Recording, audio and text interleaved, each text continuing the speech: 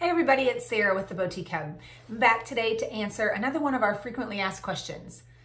Often I'm asked, what are the things that boutiques are doing that keep them from growing, right? So I guess you could say, what are some of the common mistakes boutique owners make in business today?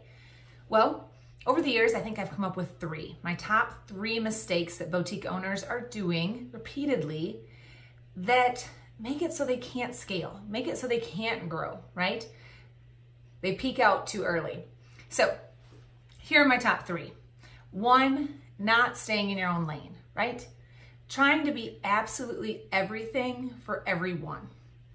Guys, I can tell you that we did this at our store and I feel like it spread us way too wide, way too thin, and we actually stopped serving the people that were really paying our bills.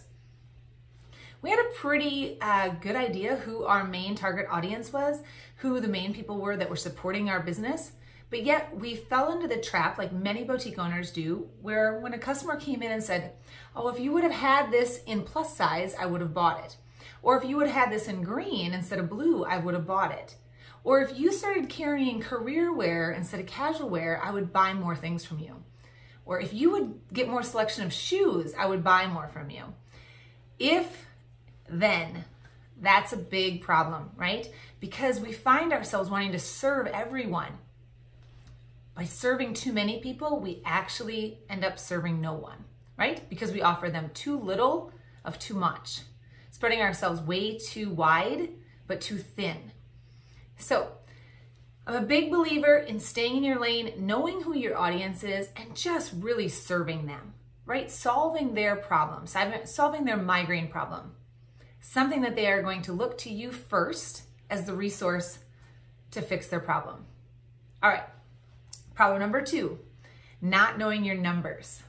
For those of you that have taken any of our courses in the Boutique Hub, Retail Bootcamp, or Boutique Owner Basics, you know I preach a lot about knowing your numbers. If you don't know your numbers, you don't know your business. You don't know what's coming in, much less what's going out.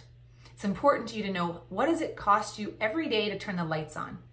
What does it cost you to go to market? Everything from the payroll that you're spending back home while you're gone, to the taxi or Uber trips, your hotel, your lodging, your food, and even everything down to those pre-packs that you're buying from a vendor, right?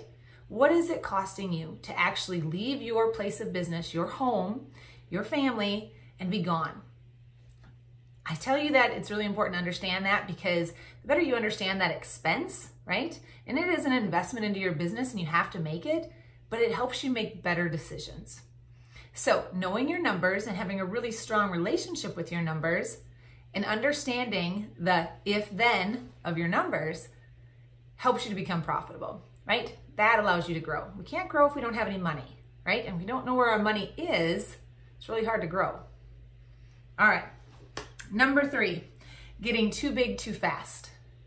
Another big problem that I see with a lot of boutique owners is the whole, well, maybe if I was in a different location, or maybe if I had two locations, or maybe if I went online as well as my brick and mortar, or maybe if I did this. Okay, the maybe syndrome is kind of the kiss of death for a lot of boutique owners. Please don't make any harsh, rash decisions about getting too big too fast if you have not gotten control of your numbers and you don't know where your inventory lies and you don't have a real good understanding of your inventory ebbs and flows and supply and demand, and also if you don't know who your key customer is. All right, there's a lot of market research out there about best locations, and yes, you're gonna find some stellar, amazing opportunities that you think, oh man, maybe I should jump on that. Well, why is it open? There's probably a reason it's open, right? Do your research. Don't think bigger is always better. The bigger you get, the bigger your problems, right? The bigger your problems, the bigger the headaches. So getting too big too fast, not knowing your numbers, right? And not knowing who your ideal customer is, being too much to too many people. Those are my three common mistakes that I see a lot of times boutique owners are making, and it really halts them in their tracks where they can't grow. Yes, there's a time to grow, there's a time to get bigger. That'll come, right? But don't go too fast. Become awesome and in control of what you're doing now before you expand. And I think it all boils back down to those numbers and knowing who your ideal customer is and really serving them. All right, guys, if you have some other questions that you'd like us to answer here at the Boutique Hub, please drop them in the comments below. Let us know. We're here to help. And I'll be back again another time to answer another one of our frequently asked questions.